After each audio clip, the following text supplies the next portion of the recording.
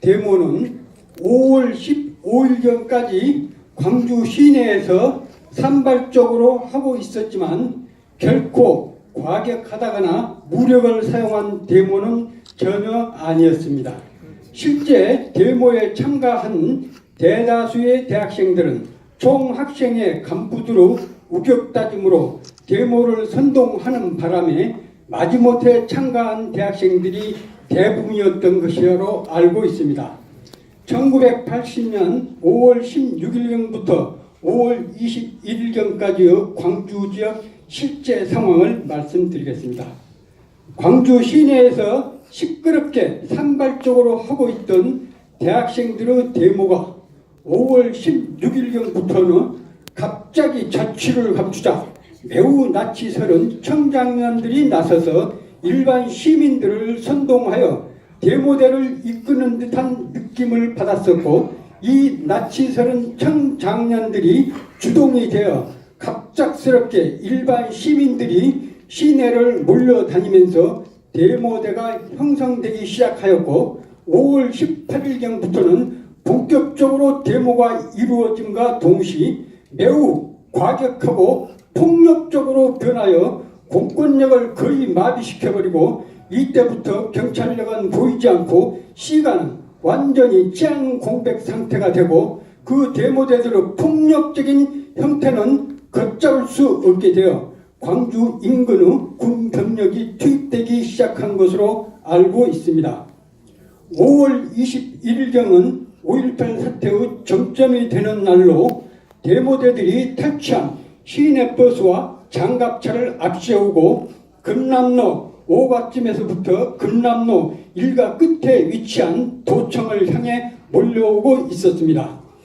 그때 군 병력이 도청 앞 분수대 앞에서 가로 1m, 세로 0.5m쯤 되는 콘크리트 화분대를 엄폐로 데모대를 향해 방어를 하고 있었고, 장갑차를 앞세운 데모대들이 군인들 코앞까지 몰려오자 군인들은 엎드려 있다가 일어나서 뒤로 물러나기 시작하였고, 군인들 중 2명이 수협 앞에서 장갑차를 피해 뒷걸음을 치다가 그대로 전진해 오는 장갑차에 깔려 형체를 알아볼 수 없을 정도로 처참하게 시체로 변해버렸으며, 이것이 5.18 사태 중 광주에서 최초로 목격된 사망사고였습니다. 5월 21일 오후 6시경에 도청이 데모대들의 수중에 함락되었습니다. 저는 도청 바로 옆 동명동 동료 직원 집에서 숙식을 하고 있었고, 그날 저녁에 대문 앞에서 데모대들의 상황을 지켜보고 있던 중 유리창은 하나도 없고 엉망진창이 된 시내버스가 집 앞에 멈추는 것을 보고 차 안을 살펴봤더니 운전은 건장한 청장년이 하고 있고 뒤에는 중고생들과 몇몇의 시민들이 타고 있었는데, 차 바닥에는 총알이 그득그득 담긴 탄알 상자와 수류탄 총들이 어지럽게 수북히 쌓여 있고, 아이들은 양쪽에 탄알 띠를 두르고 수류탄을 몇 개씩 허리에 차고 기관총이나 소총들을 메고 있었습니다. 저는 무섭기도 하여 얼른 내리려고 하였으나 차가 그대로 출발해버려 어딘지도 모르고 다니게 되었으며, 얼마나 시간이 되었는지도 모른 채 차가 멈추기에 급히 뛰어내렸으며, 캄캄한 밤중이라 그곳이 어딘지 분간도 못하고 서 있던 중 시커먼 장갑차가 제 앞에 멈추더군요. 장갑차 문이 열리고 여성이 나와서 나와보고 왜 여기 서 있느냐고 하길래 여기가 어딘지도 모르고 집에를 가려고 하나 갈 방도가 없는 형편이라고 말하니까 타라고 하더라.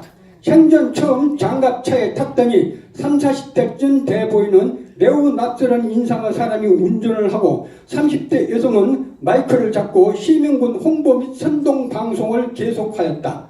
아무튼 도청 근방에서 내려주기에 무사히 집에 오게 되었고, 그동안 집에서는 난리가 났었다고 하였다. 그날 밤에는 집 밖에서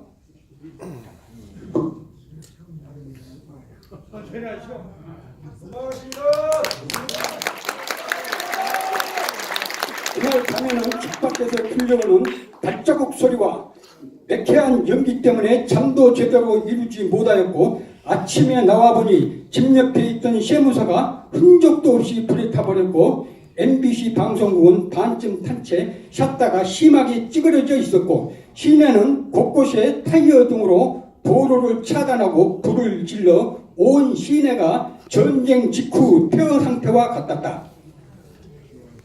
도청 앞이나 거리 곳곳에 군용 차량들이 즐비하고 그 위에는 무장 비슷한 옷과 헬멧 등을 쓴 역시 매우 낯이 사람들이 헬멧이나 머리에 흰 띠를 두르고 특이하게도 찔레꽃 같은 것을 꽂고 무리를 지어 있었다.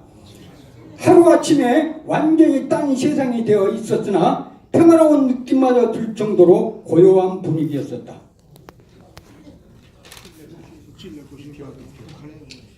5월 22일경에는 시내는 교통수단이 없어서 무장 시민군들이 운전하는 군용 추럭들이 일반 시민들의 운송수단이 되어 있었다.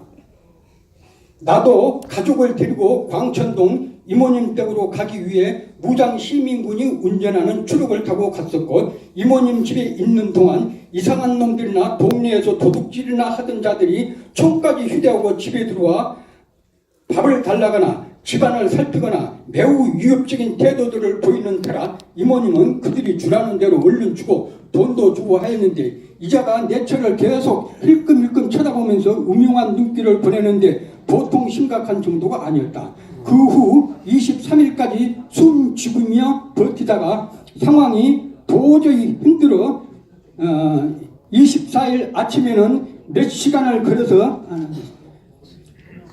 담양 밖까지 가서 시골집 방향으로 가는 차편을 얻어 타고 안 되겠지. 뛰어와가지고 앉았어요.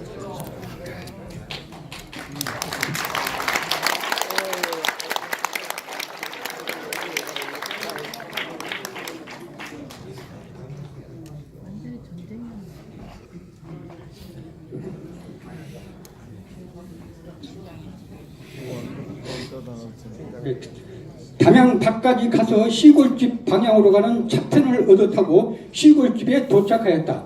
담양 밖에 오니까 나뿐만 아니라 수많은 피난 행렬이 줄을 서고 있었다.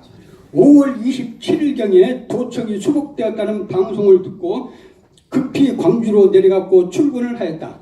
출근하자마자 보건과 의료진들과 함께 사망자, 부상자를 파악하고 부상자 치료 및 시신 검안 등을 하라는 임무가 주어졌다. 우선 도청 중앙 공간 등의 시신들을 쌓아놓은 곳으로 갔더니 시체 썩는 냄새가 진동을 하였고 시신들은 일부는 관 안에 들어있었고 일부는 비닐 등에 쌓여 있었고 일부는 그대로 노출이 되어 있는 상태였다. 시신들을 살펴보니 황토 땅에 묻혔다가 파온 것처럼 황토 흙투성이었고 시체들의 형체는 말할 수 없이 처참한 상태였다. 어떤 여성 한 명이 시신들 위에 촛불을 꽂고 있었다. 시신들이 그렇게 많아도 유가족들은 한 명도 보이지 않았다. 그리고 추럭들은 어디선가 시신들을 계속 싣고 오고 있었는데 도대체 시신들을 어디서 누가 찾아서 가지고 오는지가 매우 궁금하고 의아했었다. 의료진들이 시신들을 대략 검시하고 시신 숫자를 파악하고 사무실에 와서는 국군 봉합병원을 비롯해서 각 병원들로부터 부상자 등을 파악하기 시작하였다. 부상자들을 파악하는데도 애로사항이 많았다. 중복된 환자들이 있었고 경상이나 중상 환자들이 서로 겹치고 하여 인원수가 들쭉날쭉하였고 보고를 하고서도 틀린 경우가 많았다. 부상자들의 인적사항은 파악이 되었지만 사망자들의 인적사항은 파악하기가 거의 불가하여 시신들을 관에 놓고 방부제와 탈취제들을 쏟아붓고 시신들을 모두 도청 앞 상무관으로 옮겨서 유가족들이 시신들을 확인하도록 조치하였다. 시간이 흘러 더 이상 시신이나 부상자들이 나오지 않아 최종 집계를 하였다. 부상자는 437명, 사망자는 121명 것으로 기억한다. 이때 가장 특이하고 의아했던 것은 5.18 민주화 사태는 대학생들의 데모가 단초가 되어 일으킨 사건임에도 부상자들이나 사망자들 중 대학생은 단 한 명도 없었고 소위 민주화 운동을 하였다고 한 사람도 없었던 점이다. 당시 도청에서 부상자나 사망자들을 파악하고 치료 등을 해주는 담당 실무자는 나였으나 도청 직원들은 물론이고 심지어는 보건과 직원들조차 거의 관심이 없었고 과장님과 도지사님만 업무를 챙기신 정도였고 오로지 저 혼자서 5.18 관련 모든 업무를 수행하였다. 5.18 사태는 처음부터 끝까지 대학생들과 일부 시민들이 데모를 하다 어쩌다가 이런 사태로까지 발전한 것으로 보고 도청 직원들이나 대다수의 시민들은 5.18 사태를 전혀 대수롭게 여기지 않았었다. 만약 지금 시대에 5.18 사태가 일어났다면 도청 직원들, 경찰들, 검찰들, 의원들, 시민단체들 등이 총동원되어 사건을 수습하였을 것이다. 그럼에도 그때 공무원 생활한 지 6개월째였어요. 신참. 저 혼자 모든 걸 담당했어요. 그 후 여론들은 사망자가 500명에서 5,000명은 될 것이라는 말이 대세였으나 저는 그런 여론에 코숨치고 있었다. 당시 부상자에게는 400만 원, 사망자에게는 600만 원씩을 무조건 지급하기로 하였고 또 내 가족이나 친척들이 행방불명이 되었거나 다쳤다면 신고하거나 찾아 나서지 않을 사람들이 어디 있었겠는가 하는 생각 때문이었다. 그 후에 광주시가 광주광역시로 승격되는 바람에 5.18 관련 업무가 도청에서 광주광역시로 이관되었고 5.18 사태가 점점 민주화 운동으로 변질되고 광주광역시와 5.18 관련 단체들과 주로 좌익 성향의 유력 정치인들이 합시하여 부상자들에 대해서는 전혀 이견이 없었고 사망자들에 대해서만 당시 행불자 등을 대상으로 숫자 파악에 나섰으나 순전히 자기들 입맛대로 부풀린 숫자가 154명으로 공식적으로 최종 발표를 하였었다. 저는 거기까지인 줄만 알고 있었는데 2015년경에 우연히 망월동에 있는 5.18 국립묘지에 들리게 되었는데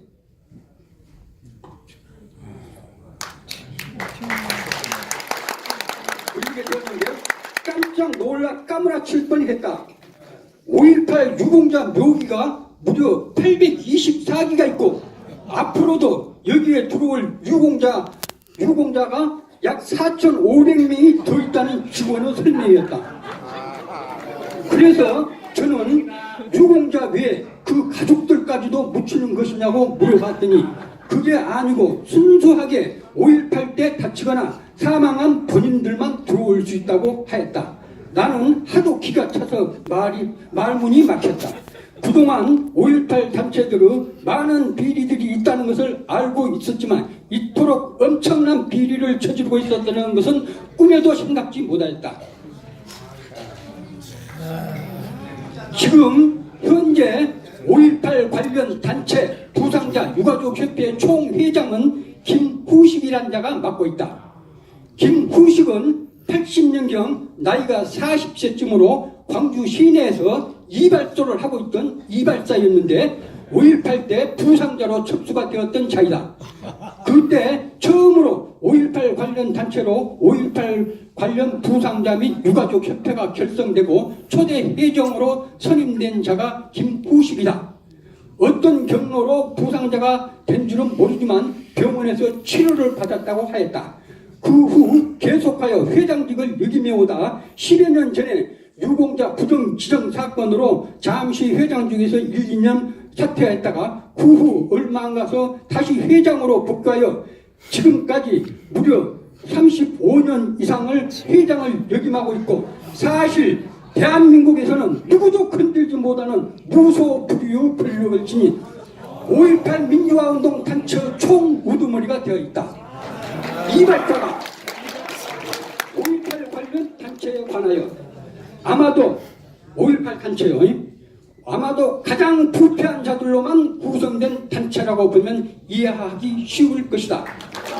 이 단체의 김구식은 광주 전남에서는 가장 거물급 유력 인사이고 단체에 소속된 임원들도 많지만 이들은 지금까지 어떤 이유에서인지 몰라도 매스컴이나 전면에는 거의 나타나지 않고 있었다. 그 까닭은 아마도 그들에 대한 광주 전남 시민들의 인식이 좋지 않다는 것을 알고 전면에 나서지 못하고 있었던 것으로 짐작된다. 하지만 이들의 각종 이권 개입범은 무서울 정도로 집착하고 따낸다.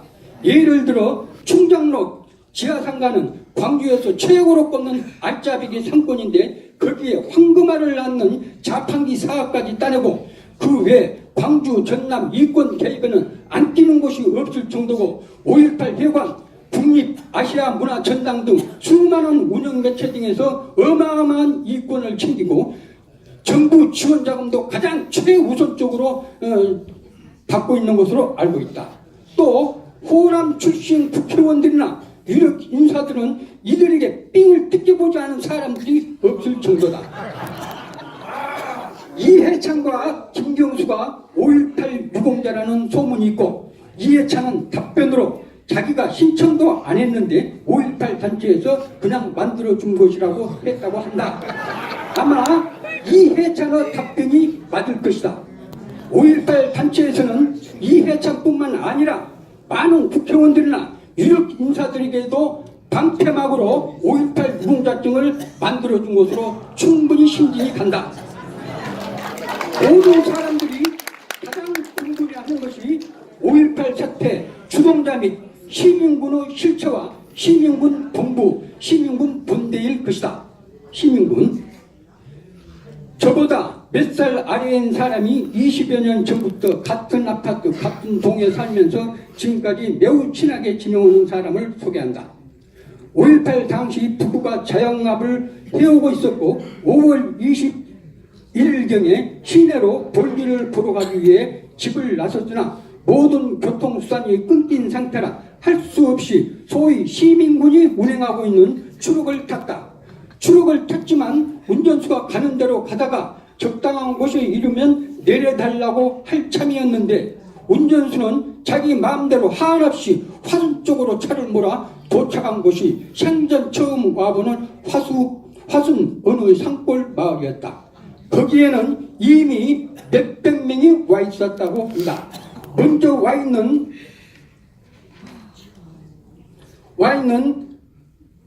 몇백 명도 모두 무기를 소지하고 있었다고 하고 본인도 차에 탔을 때 차 안에는 총, 수류탄, 탄알 등이 수북히 쌓여 있어 일단 호신용으로 총을 들었다고 한다. 마을에 도착하니 처음에는 몰랐지만 그 마을 이양 가족이 주축이 되어 동네 부인들이 하루 30씩 밥을 계속 해주었다고 하고 그곳에서 5월 21일부터 5월 27일까지 있다가 도청이 수복되었다는 방송을 듣고 7일 만에 광주로 돌아올 수 있었다고 한다. 그곳 마을 빈터에서 일주일 동안 아무 하는 일 없이 서로 웅크리고 야영을 하였다 하고 식사는 끝날 때까지 동네 부인들이 해주었고 몇백 명 중에서 아는 사람은 한 명도 없었고 납치 설기만 하는 건장한 청장년들이 주로 지휘를 하고 있었다고 하고 피난민 수용소도 아니고 군대도 아닌 곳에서 일주일을 지냈다고 한다.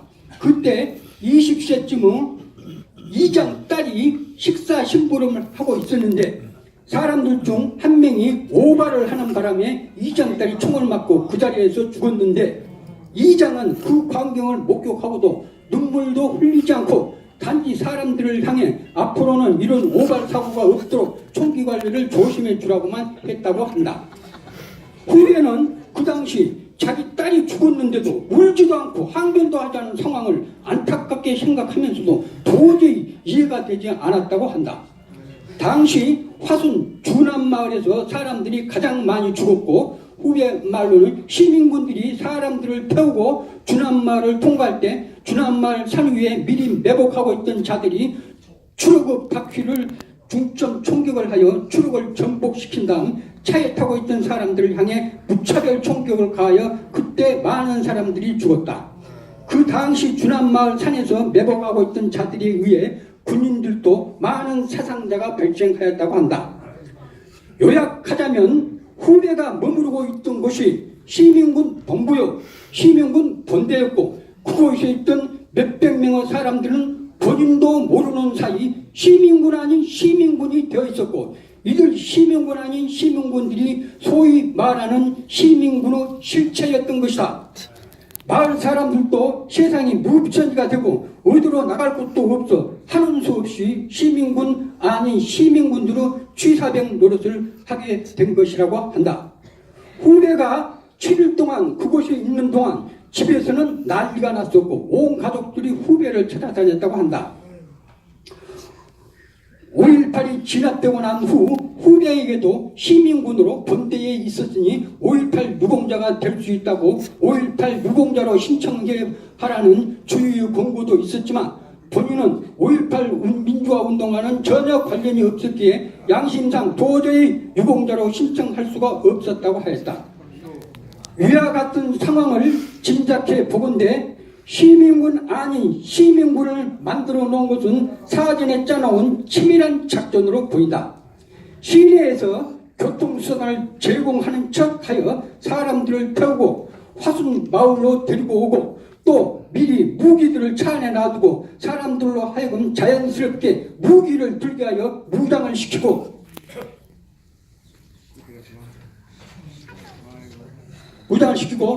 상대편인 계엄군 등과 교전 등이 발생할 시에 이들 시민군 아닌 시민군들을 투입하여 총알바지로 이용하고 이들 시민군 아닌 시민군들이 죽으면 죽을수록 계엄군들에 의해 시민군들이 싸우다 죽었다고 하면 아무것도 모르는 일반 국민들은 무조건 계엄군들에 의해 계엄군들에 대한 공분을 일으킬 것이고 이들 정체불명의 선동 집단들은 오히려 일반 시민들이나 국민들에게 영웅시 될 것이고 일반 시민들로부터도 동정심 등을 유발케 하는 일거양득의 작전의 시험이 된다.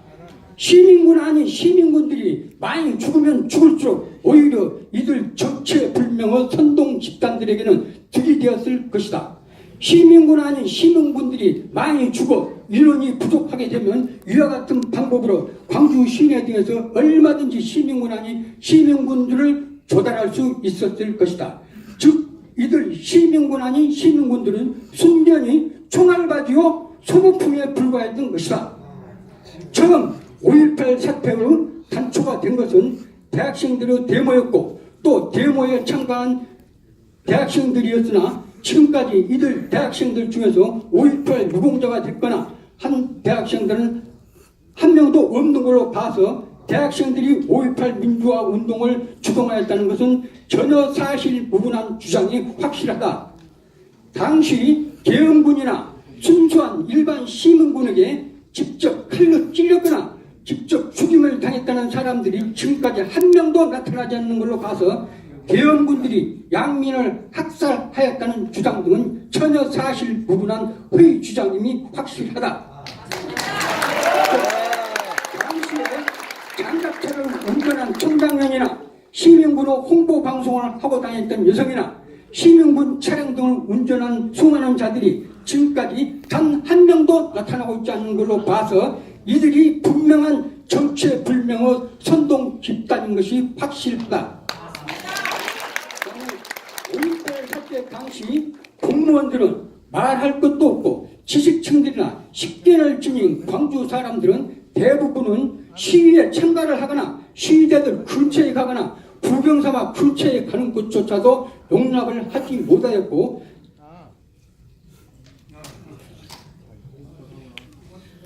자식들이나 가족들에게도 엄히 타이르고는 하는 분위기였다. 그런데 누가 5.18 민주화 운동 투쟁을 했다는 말인가? 그 당시 광주 시민들 대부분은 무서워서 집 밖에 나오지도 못하고 대문을 꼭꼭 걸어잠그고 숨죽이며 지내고 있었다. 저는 그동안 김대중과 김영삼이가 5.18 사태를 민주화 운동으로 둔갑시키고 좌익 성향의 정치인들이 합시하여 5.18 사태를 완전한 민주화 운동으로 법제화하여 허구 5.18 관련자들이 어마어마한 국고를 빨고 있는 현실을 보며 피가 거꾸로 솟는 듯한 감정을 얻었으며 지금까지 수십 년을 지내왔었다. 끝으로 김한원 씨가 5.18 사태가 허구라는 사실을 주장하는 것을 계속 지켜보고 오던 중 5.18 단체들과 광주 검찰들이 김한원 씨에 대한 무수한 린치를 가하는 것을 보고 치를 떨었고, 저 역시 5.18 단체들과 광주 검찰들이 린치를 가해오면 죽기를 각오하고 저희 의지를 만천하에 밝히는 바입니다.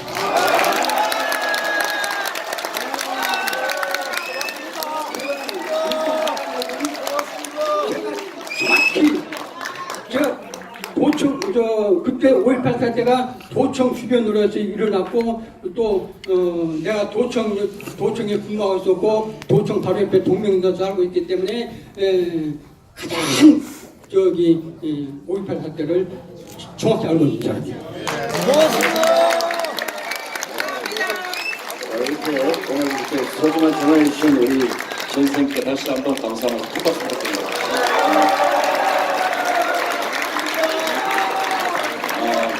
여러분 오늘 대단히 수고 많았고요. 우리가 6시까지 예약이 되어 있는데요. 3분 남았습니다. 이걸로 공청회를 일단은 마치겠습니다. 우리 네, 5.18 국정공개입 대국민 공청회